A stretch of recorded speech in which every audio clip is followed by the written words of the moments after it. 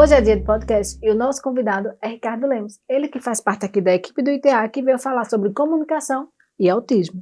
Seja bem-vindo. Obrigado, Liliane. Apareci, pessoas.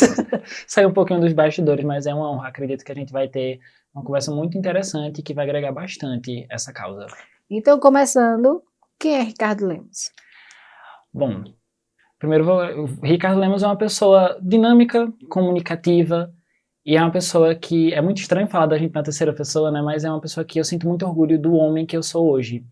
Porque talvez muitos de vocês não saibam, mas eu não comecei a trabalhar diretamente dentro da área de comunicação.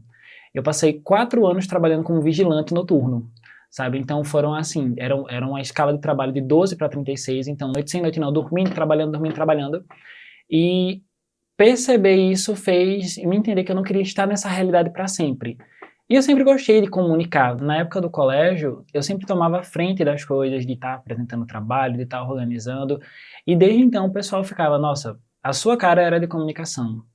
A sua área é comunicação. E aí eu passei durante esses 4 anos que eu trabalhei como vigilante noturno, estudando para poder hoje ter entrado no curso de comunicação social aqui, que fica em Caruaru, na Federal. E que, se Deus quiser, eu me formo esse ano. O que atrapalhou essa formação? A pandemia também? A pandemia também. Eu fui da turma de 2020. Na primeira semana, a gente só teve a semana de apresentação. Na outra, vieram os fatídicos 15 dias. Não, são só 15 dias em casa. E aí, até então, estou tentando sair, porque depois veio a pandemia, a gente não regularizou os semestres. E aí, vem greve, vem calendário desajustado. Mas tudo isso são aprendizados. Eu acho que hoje, a minha graduação, o profissional que eu sou hoje, precisava. Eu ficava me perguntando por que eu não tinha passado antes em comunicação. E talvez se eu tivesse passado antes em comunicação, eu não estaria aqui, eu não teria a vida, eu talvez nem fosse o Ricardo que eu sou hoje. Então vamos trazer ao tema, comunicação e autismo. Vou começar, antes de falar sobre comunicação e autismo, vou estar falando sobre essa importância dessa comunicação clara. A própria pandemia, ela mudou o eixo da comunicação. A gente ficou preso dentro de casa por uma média de 2 anos e todo mundo ficou assim, o dia todo. Quando não na Quando TV. não na televisão, né? E vendo aquelas notícias maravilhosas, era algo, enfim. Mas a gente teve um grande boom na produção de conteúdos que acabou desestruturando o que a gente entendia de comunicação e principalmente não só sobre comunicação, também consumo.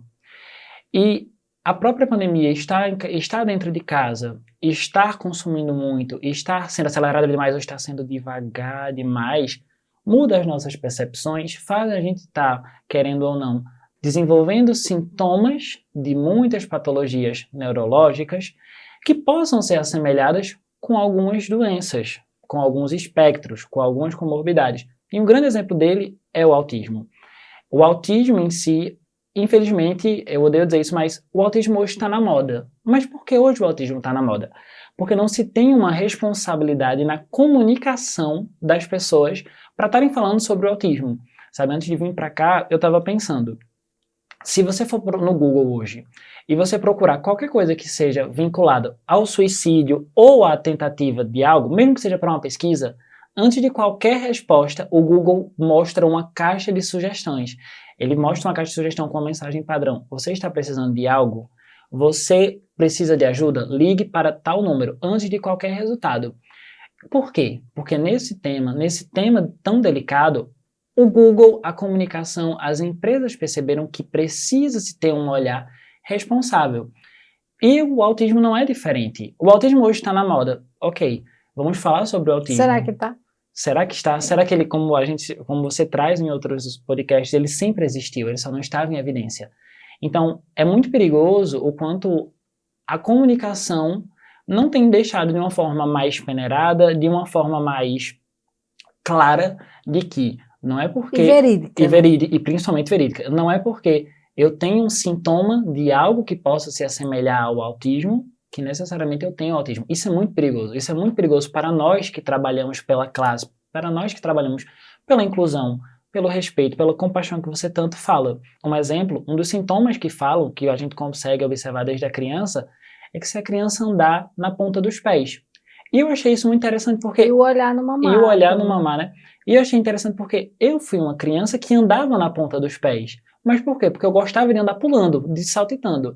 E isso, se a gente não tiver essa responsabilidade para estar passando também, e as pessoas que forem procurar tirar essas dúvidas, podem acabar já diagnosticando a criança Se diagnosticando se também, né? diagnosticando sem nem ao menos ir atrás de uma questão, de um processo de diagnóstico até o resultado do laudo. E também a gente pode trazer que todos nós temos características autistas, né?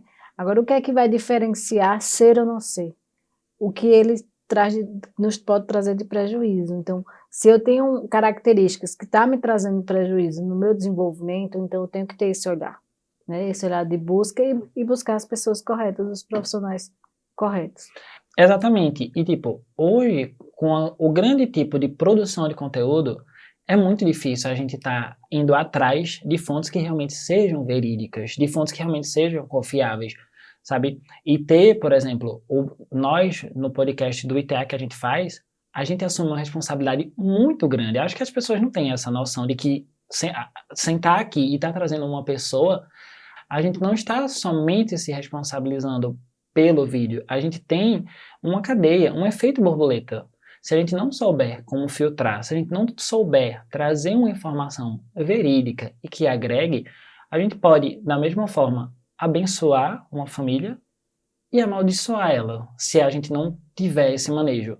Então, realmente a comunicação hoje é o ouro do mundo, mas na mesma proporção, ela pode ser o maior desastre. Porque se a gente não souber nos comunicar, se a gente não souber orientar as pessoas da forma correta e eficaz, a gente vai estar indo totalmente de contrário ao que nós, profissionais de comunicação, defendemos e acreditamos. Certo. E como é que o Ricardo chegou ao ITEAC? O Ricardo chegou no ITEAC, ainda não era nem ITEAC, tava, gente? Era o Espaço Mulheres Iluminadas. Eu vim para a inauguração, por sinal, a proposta do Espaço Mulheres Iluminadas era bem interessante, e a convite de Williane e de outras pessoas aqui do time do ITEAC, entrei para agregar. E é muito interessante como a gente se percebe trabalhando mais as nossas características, a nossa empatia, a nossa compaixão, e até em posicionamentos para fora. Teve uma situação que a nossa empatia, ela é testada nos mínimos detalhes. A nossa paciência. A gente foi para um evento, e aí nesse evento que a gente estava, acho que eu nem cheguei a comentar isso contigo. O cara que estava trabalhando na parte de comunicação, ele não estava conseguindo acessar os vídeos para estar produzindo esse evento. E eu estava de longe, todo mundo estava vendo que ele não estava acertando. E aí eu me dispus a ir lá e chegar nele e dizer, olha, eu posso te ajudar. Tu quer ajuda? Na hora que eu só cheguei, o cara fez, não preciso de ajuda que eu já sei resolver. E eu nem falei nada, eu só estava chegando. E é nisso que a gente entende que, tipo, a gente tem essa responsabilidade social que precisamos cuidar das pessoas, precisamos entender as pessoas, precisamos trabalhar e melhorar para poder a gente conseguir abraçar as outras pessoas, sabe? E dentro do ITEAC, como é que Ricardo entrou e como é que Ricardo é hoje? A casa dos 20 anos, Eliane, é uma casa muito delicada, porque eu acho que a casa dos 20 é quando a gente está se tornando adulto, e se a gente não souber moldar e se melhorar, a gente vai crescer e ser um trintão, quarentão, amargurado. E eu era uma pessoa que eu reclamava muito, eu era muito impaciente. E diante de tantos relatos que a gente já teve aqui, diante de tantas histórias que a gente já passou, não só pelo podcast, mas também em outras virtudes, eu percebo que quando eu chego em casa e eu olho toda a minha estrutura familiar, todo o suporte, eu olho e digo, nossa, eu sou muito abençoado, eu tenho muitas riquezas aqui. E eu não estou nem falando da questão financeira, sabe? Entender isso enquanto ainda sou jovem, ter os 20 anos, é uma chave para poder eu também amadurecer e não me tornar uma pessoa amargurada. Que, querendo ou não, infelizmente, possa ser mais difícil tentar quebrar isso e amadurecer com uma mente mais fechada ou com algumas experiências que não sejam tão boas. E é isso, né? O amadurecimento, se a gente for para a parte biológica, a gente sabe que é nessa fase dos 25, né? Mas a gente sabe que não é idade. Você ser uma pessoa madura não é idade. É o que você aprendeu com aquilo ali. Então, assim, que bom que nesse mesmo período do amadurecimento do próprio cérebro, você também está nessa caminhada de poder ter, dentro de histórias, né, de vidas, você estar aprendendo sem trazer sofrimento, né? Porque eu acho que é sobre isso. O amadurecimento é a gente poder aprender com com as dificuldades, seja nossa ou do outro. Então, assim, o ITEAC também só tem a ganhar, né, com você, a gente vê esse seu desenvolvimento e essa sua dedicação também com as mães. Você não trabalha só aqui na parte do podcast em relação a essa comunicação, mas você também trabalha essa comunicação na porta, quando vai atender uma mãe, uma família, né? Então, assim, que bom que o ITEAC também pode, né, assim, te acrescentar mais algumas virtudes. E é importante ter isso, né? É importante ter esse trabalho que a gente faz, esse trabalho voluntário, principalmente, porque não é todo mundo que consegue ter a humildade de entender o que é um voluntariado, de estar servindo, de estar tendo isso aqui, e comunicar isso, e tentar puxar pessoas. Se a gente não souber, é como eu disse anteriormente, se a gente não souber comunicar, a gente acaba se contrariando. E aí, infelizmente, as pessoas podem olhar pra gente como, é só mais um. É o mesmo discurso. E não é o que a gente trabalha aqui. Não é o que a gente se impõe aqui. E essa comunicação no mundo atípico, como é que ela funciona e quais as importâncias que tem dentro também da sociedade, da família? Uma coisa que a comunicação fez, principalmente nos últimos anos, foi estar lhe dando voz, sabe? Antes, não vamos nem muito longe, mas vamos pensar no mundo antes da pandemia. Acho que você não se imaginaria como uma apresentadora de podcast. Jamais. E isso também é uma realidade para outras pessoas. Hoje a comunicação permite que essas pessoas mostrem as suas vidas, sabe? Por exemplo, no TikTok, eu sigo muitas famílias atípicas que trazem o seu cotidiano e eu também vejo a transformação delas, sabe? É o famoso ditado, enquanto uns choram, outros vendem lenço. Na mesma proporção que a comunicação, ela estar lá, ela é uma ferramenta onde as pessoas podem estar procurando coisas que não agreguem, você pode estar utilizando esse A lenço mesma.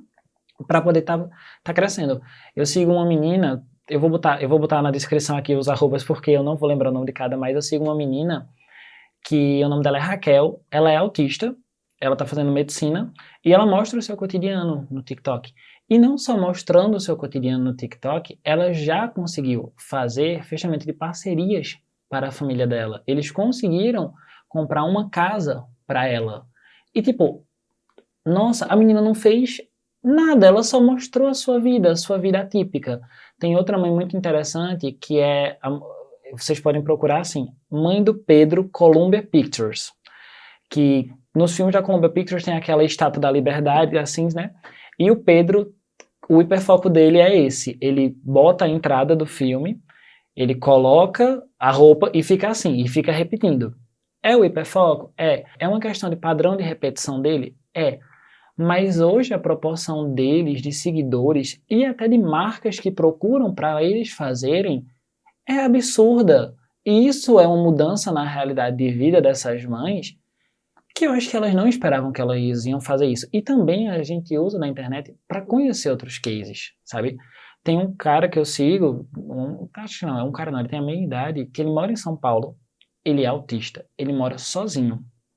Eu não sei o nível dele, mas pelo que ele relata, eu acredito que seja nível 1, mas eu não estou diagnosticando ninguém aqui. Ele fala sobre como é morar sozinho, ele fala sobre como é morar mais de 420 quilômetros das mães, ele fala sobre como é sair e voltar, ele fala sobre como é ter crise no meio da rua, ele fala sobre como é ter relacionamento, ele fala sobre como é fazer sexo, ele fala sobre como é interesse. E tipo, isso é o mundo que a gente vive hoje, sabe? É literalmente as pessoas estão utilizando de lenços para vender, né? Enquanto alguns choram. E acho que a comunicação, a gente sabendo usar da forma correta, as pessoas conseguem ter essa mudança de vida. A gente consegue, como a gente tem uma grande produção de conteúdo, como a internet tem essa necessidade, a gente vê um diferencial, a gente vê uma criança que ela só tá na frente da televisão imitando Columba Picture, isso faz eu me aproximar dela, porque quem nunca pensou em fazer a da Columba Picture? Todo mundo, gente, não precisamos dizer que não. Mas isso faz nos aproximar, isso faz as vidas serem transformadas, sabe? É realmente virar a chave.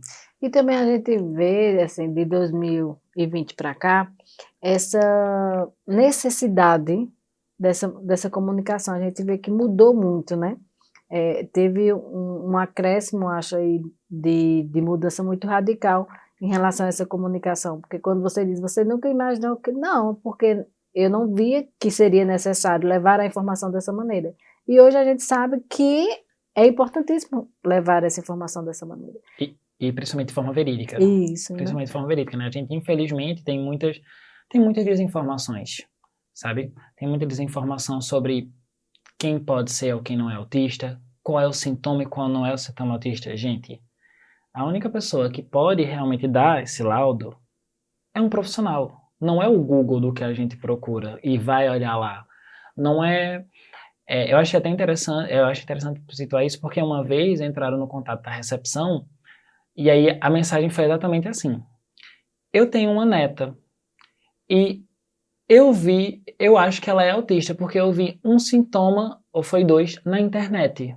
Você pode me ajudar a saber se ela é? Veja, ela viu na internet, mas a internet, a comunicação não se preocupou em ter a barrinha embaixo de dizer, olha, o autismo não é uma receita de bolo, olha, você precisa saber, você precisa ter esse acompanhamento. Precisa Então, procurar você precisa procurar os profissionais, né? Sim, essa importância, essa responsabilidade que a gente tem, e principalmente da responsabilidade não só da gente que produz, mas também de quem assiste, de quem olha para o podcast do ITEAC e compartilha, de tipo, poxa, a gente trouxe aqui temas interessantes sobre TO, que eu não sabia que o terapêutico ocupacional era uma abordagem que existia desde a Segunda Guerra. A gente trouxe o tema da medicina da família. Eu não sabia que esse médico da família, ele era o responsável por estar fazendo esse acompanhamento. E, tipo, quantas outras coisas eu também não sei? Quantas outras coisas eu também deveria estar procurando? Quantas outras coisas eu também... Devo compartilhar. Principalmente compartilhar. A gente tem tem um livro que fala você é responsável por tudo aquilo que cativas. E o cativar também é no falar. A gente é responsável pelo que a gente fala para os outros, de forma boa ou ruim. Positivo ou negativo. Pela evolução da comunicação e o avanço da internet, né? O que é que você pode nos trazer em relação a essa modificação? Antigamente, para a gente ter acesso a dados, a informações, não era da mesma forma com essa facilidade que a gente tem hoje, né? Ou a gente ia para um livro de biblioteca e torcesse se tivesse esses assuntos, sabe? Eu não sei de quando é o primeiro registro que a gente tem do autismo, sabe?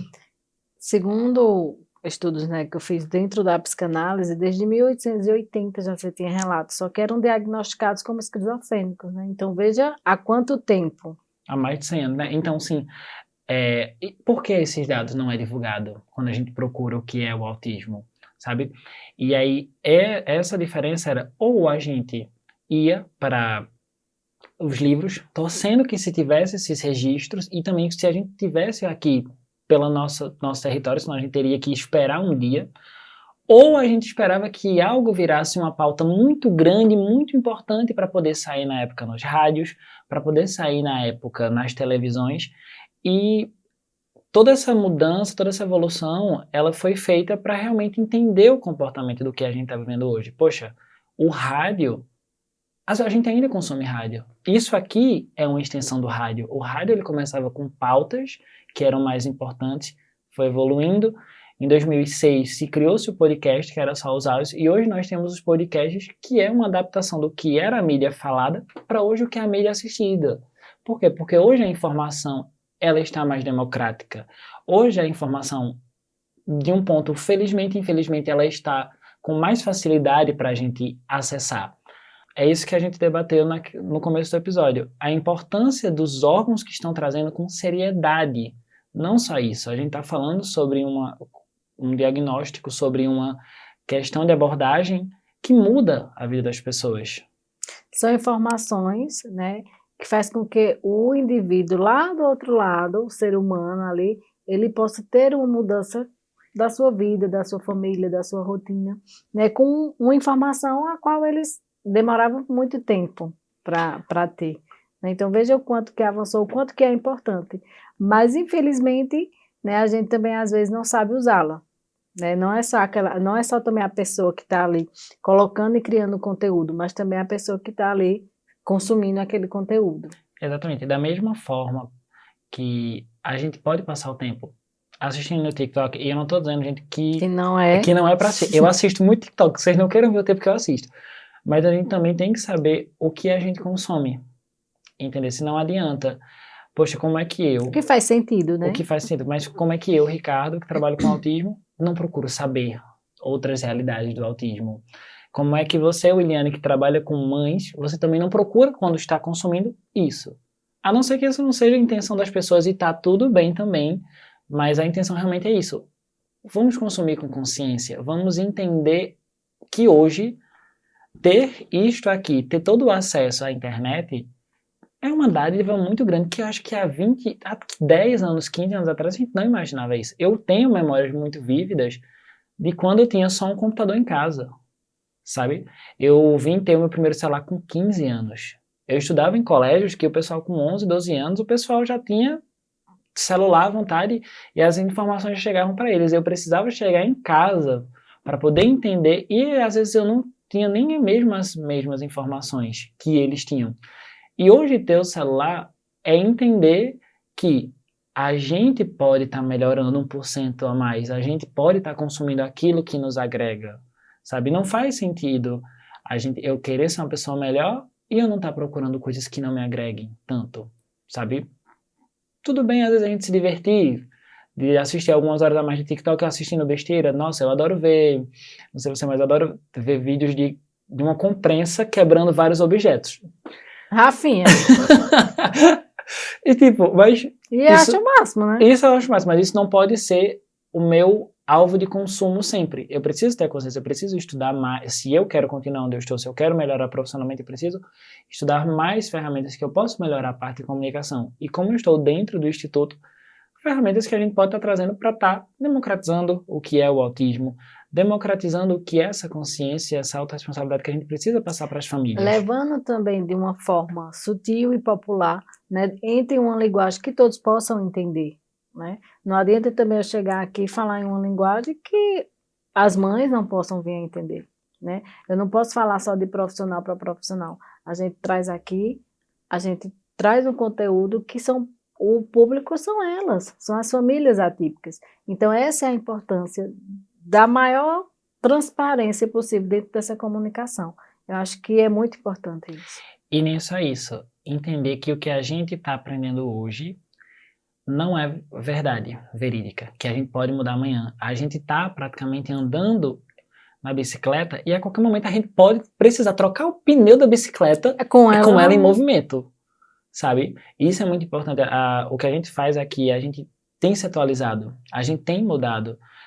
Eu acho que quem assiste consegue enxergar o que era o ITEAC em agosto, que foi quando a gente teve mais uma movimentação realmente do nosso podcast para o que é o ITEAC hoje, o tipo de conteúdo que a gente traz.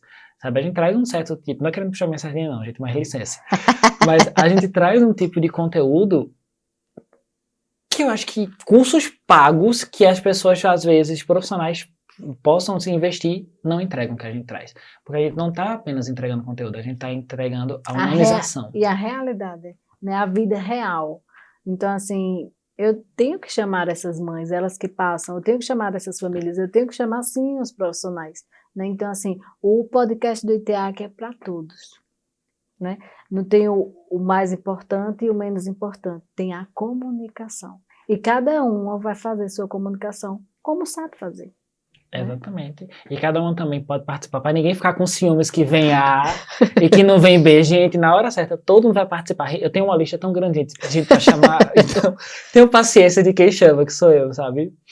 Ricardo, muito obrigada pela riqueza, né, da comunicação que você trouxe, das informações, e que eu tenho certeza também que você pôde passar para essas pessoas que estão em casa uma visão mais clara também sobre essa comunicação. Então, muito obrigada, não só pela participação no podcast, mas muito obrigada por fazer parte dessa equipe TEAC, de ter esse entendimento e essa compreensão do que é realmente ser também voluntário, né? Então, gratidão, e você sabe que o ITEAC vai estar sempre de portas abertas para você.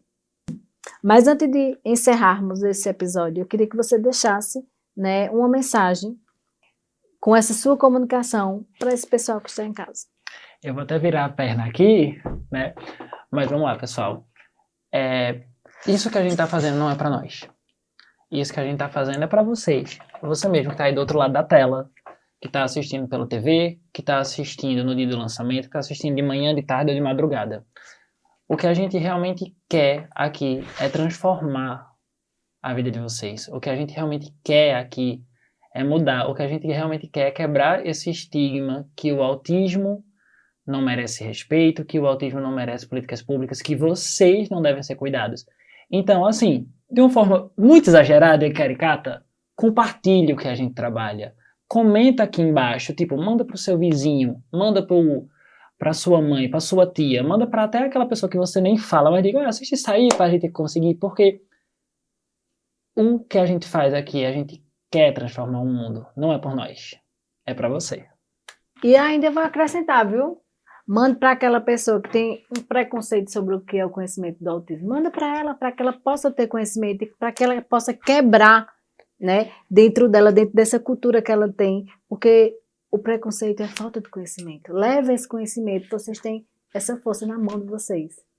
Muito obrigada.